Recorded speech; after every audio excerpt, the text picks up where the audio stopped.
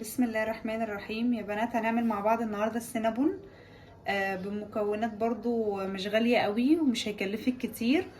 هنحط الاول حاجة 3 كوبايات دقيق زي ما انتوا شايفين، الكوباية بنفس الحجم كده، كوباية شاي، اي كوباية شاي عندك 3 كوبايات. انا حاطه هنا كوبايتين وادي الكوباية التالتة.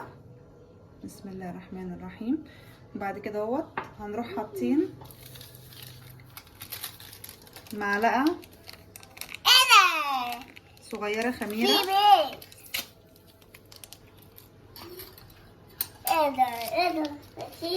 معلقة صغيرة خميرة، معلقة صغيرة، شايفين؟ معلقة صغيرة خميرة، ربع كوباية زبدة، ربع كوباية زبدة،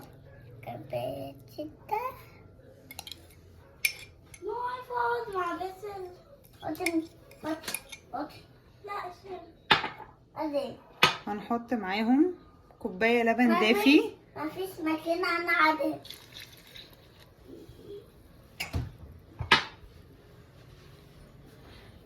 ربع كوباية سكر، شايفة هنحط معاها بيضة، البيضة بلدي، بيضة واحدة، واو حلويات، واو حلويات. وهنحط معلقة صغيرة، لا ربع معلقة صغيرة ملح. ملح. ماما انا بحبك.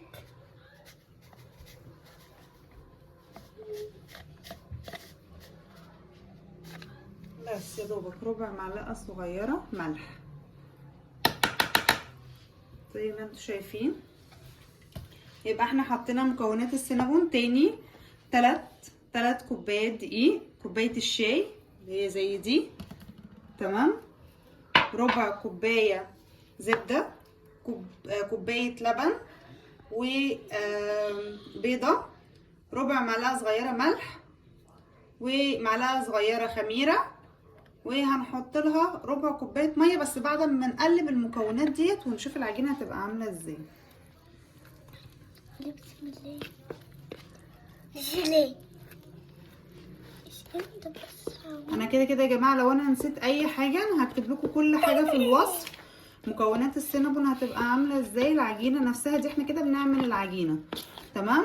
بعد كده اهوت هنعمل الحشوه مع بعض، وهنعمل التزيين اللي هي الصوص بتاع السينابون الابيض مع بعض من بره.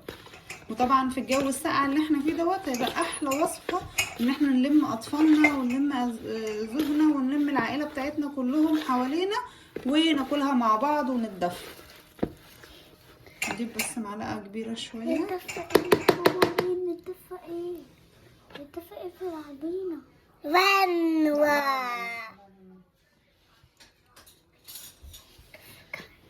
ما عملتش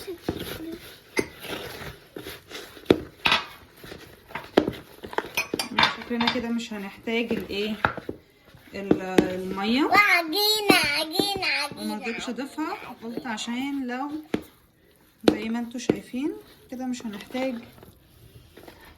الميه. احنا كده بالعكس هنحتاج دقيق، هنحط كمان كوبايه دقيق،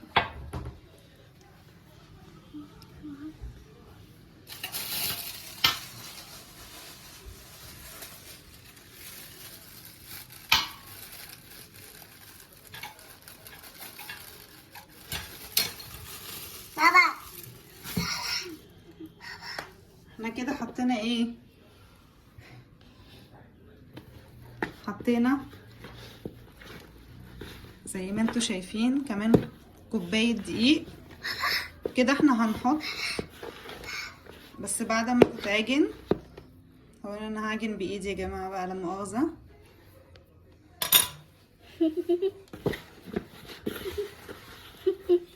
عشان لازم انا اعرف ملمس العجينه عامل ازاي.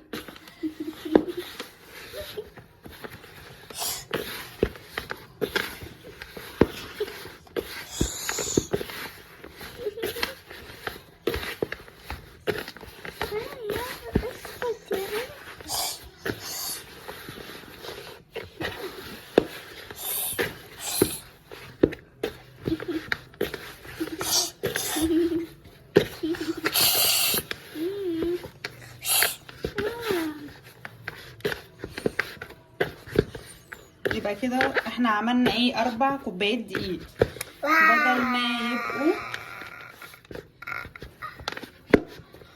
بدل ما هيبقوا كوبايه واحده كده بقوا ايه، بدل ما بقوا 3 كوبايات بقوا 4 كوبايات، يعني احنا زودنا كوبايه دقيق على كوبايه اللبن، والحمد لله ما احتاجناش للايه للميه زي ما انتوا شايفين. بس لو الدقيق احتاج للميه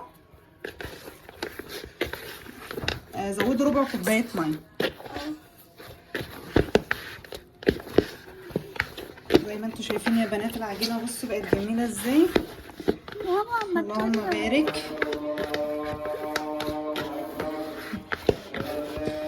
حتى لو حسيت ان انت تعبتي شويه زي ما انا حسيت دلوقتي كملي عجن برضو هتطلع معاكي حلوه وجميله.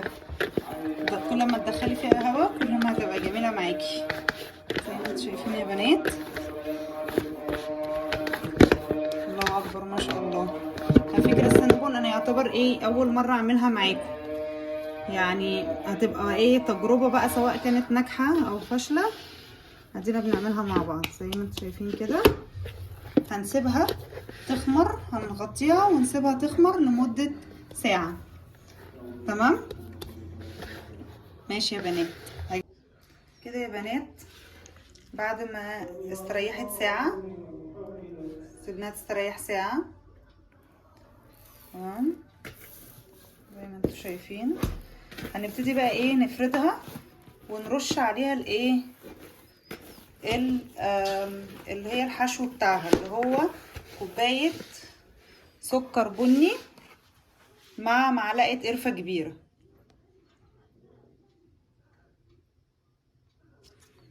كوبايه سكر بني مع معلقه قرفه كبيره. والسكر البني انا جايباه من السوبر ماركت اي نوع، انا جايبه النوع ده. تمام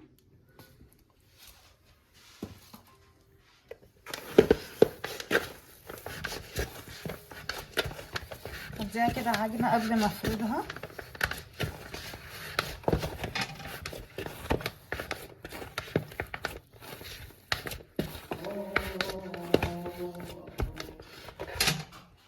وبعدين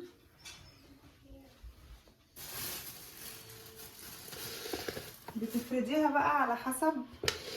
انا منضفه الرخامه كويس، بترشي رشه دقيق كده على الرخامه، تاخدي العجينه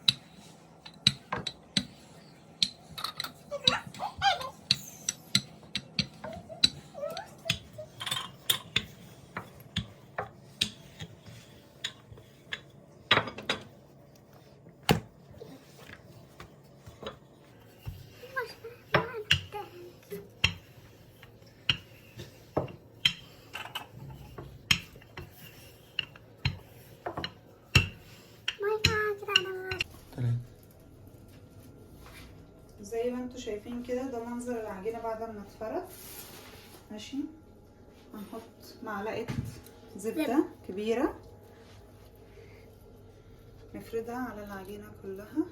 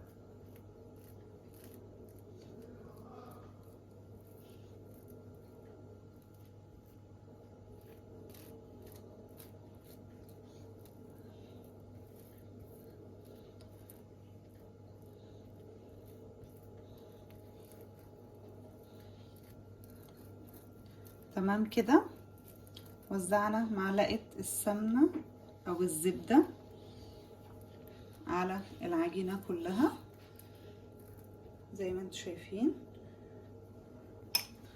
وبعدين هنبتدي نرش السكر مع القرفة. سكر البني، كوباية سكر بني مع معلقة كبيرة قرفة.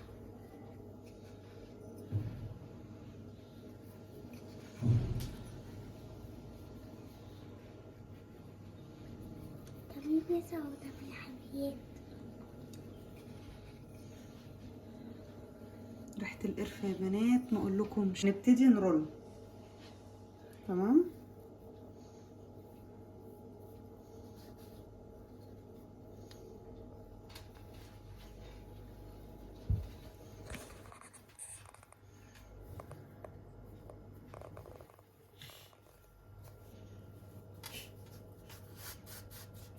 انتوا ممكن وانتوا بترولوا تفردوا كده.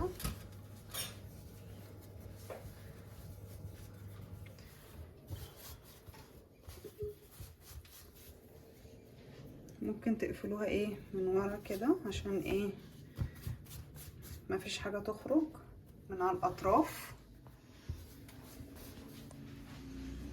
اقفلوا يا بنات من على الاطراف عشان ما فيش حاجة تخرج. طبعا احنا مش هنرمي حاجة.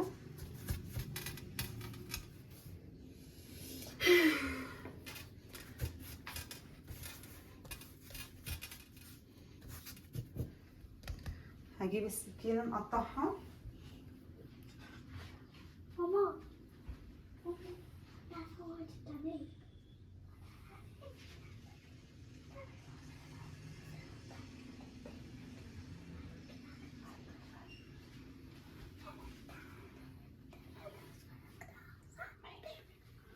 بصوا يا بنات، قطعوها صغير عشان خاطر هو هينفش معاكم اهو.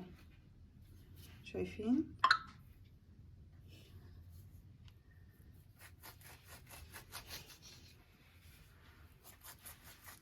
لان احنا هنسيبه برضو يستريح.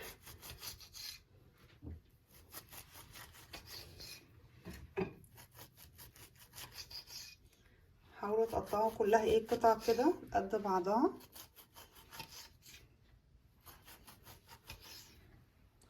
عايزه تكبري كبري اللي انتوا حابينه اعملوه.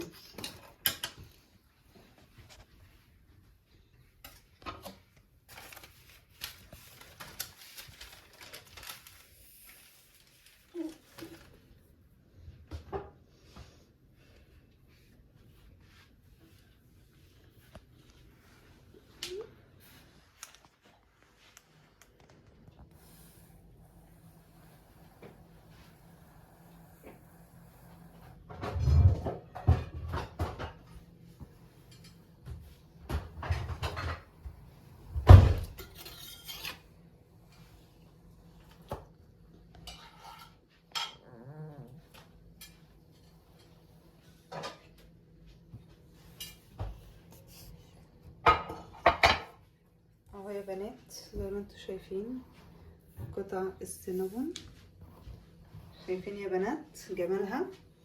هنجيب بقى ايه صينيه هتدهنيها زبده، هتدهني الصينيه كلها زبده. ماشي، دي الصينيه اللي هتحطي فيها الايه السينابون.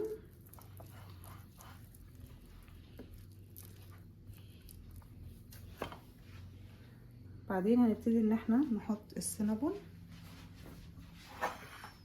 ثواني يا سينا عشان نكتب. بصوا احنا هنحط مسافة ما بين كل سينابون وسينابون، ماشي، عشان ايه هينفش زي ما انتوا شايفين كده.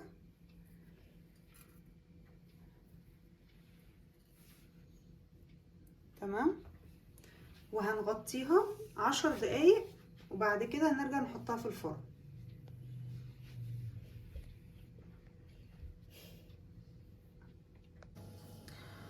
بصوا يا بنات زي ما انتوا شايفين احنا حطينا غسلنا السينابون اخر مره يستريح 10 دقايق، جينا بعد ال10 دقايق حطيناه في الفرن. ودلوقتي انا هعمل معاكم الصوص بتاع السينابون اللي هو الايه الصوص الابيض اللي بيتزين بيه السينابون.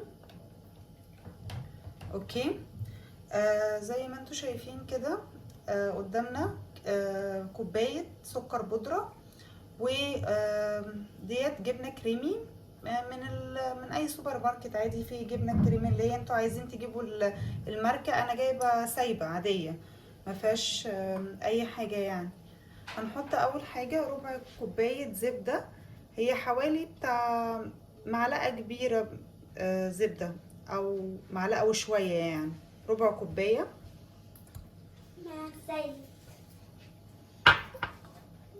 هنحط كوبايه سكر بودره، نطحن السكر العادي بتاعنا. تمام، هنحط ربع كوبايه لبن،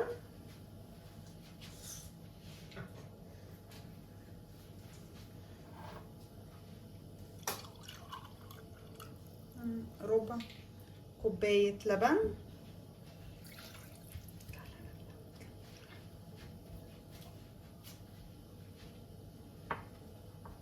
وهنحط كوبايه جبنه كريمي.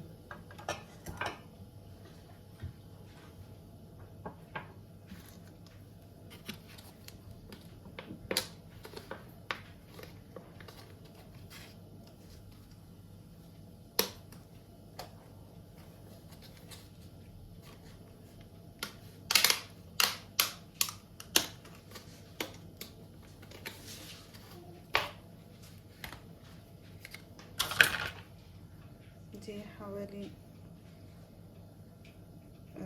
كوباية جبنة كريمي.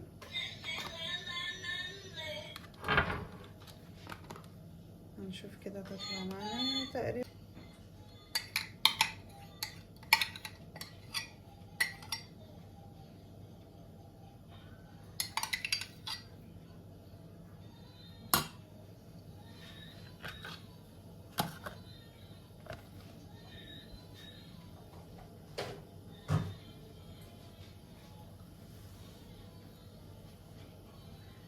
زائد معلقة صغيرة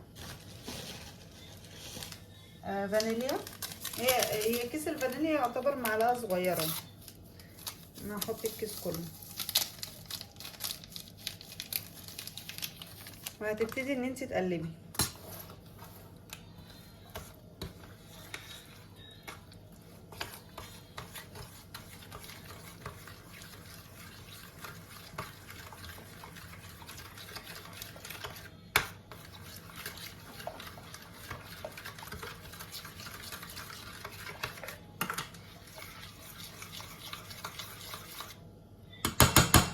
انا الاول قلبت المكونات كلها بالمعلقه، بعد كده هقلبها بالمضرب عشان يبقى الموضوع ايه اسهل معايا،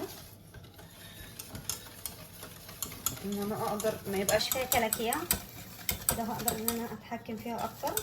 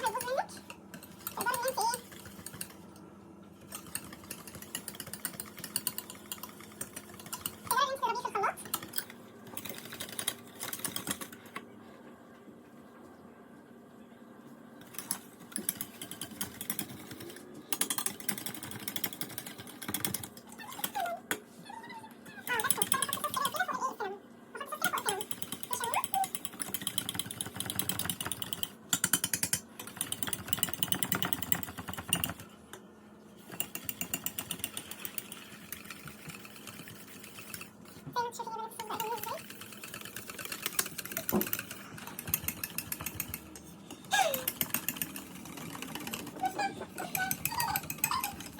انتم شايفين الجمال. شايفين يا بنات، شايفين يا بنات، شايفين الجمال.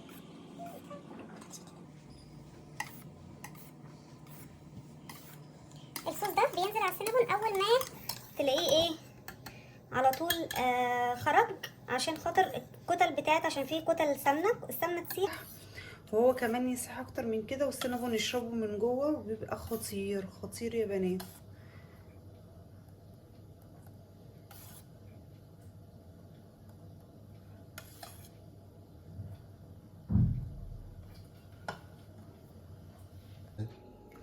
يلا يا بنات، ادي السينابون زي ما انتم شايفين كده بعد ما طلع. انا طبعا زي ما انا قلت لكم سيبوا مسافات عشان خاطر زي ما انتم شايفين نفش ازاي معانا. الله اكبر، اللهم بارك. زي ما انتم شايفين يا بنات، هنبتدي بقى نحط الصوص. هو لسه طالع دلوقتي من الفرن، الصوص عملناه مع بعض اهو، انتوا عارفينه على السينابون وهو سخن.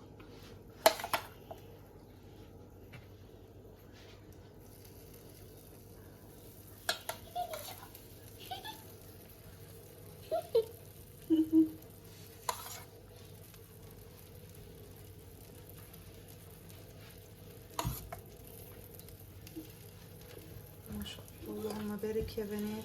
الله، انا اول مره اعمل السينابون معاكم وفرحانه جدا بالنتيجه، يعني انا تقريبا فرحانه.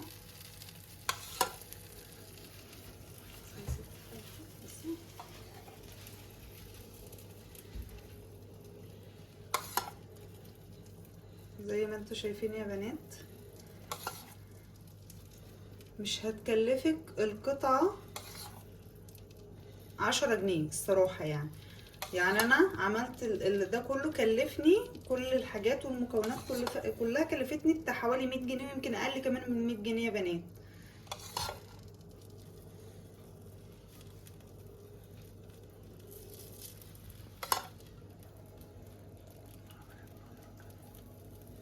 عمل حوالي 12 قطعة زي ما انتوا شايفين. انتوا لو رحت اي محل، وبالهنا والشفا يا بنات.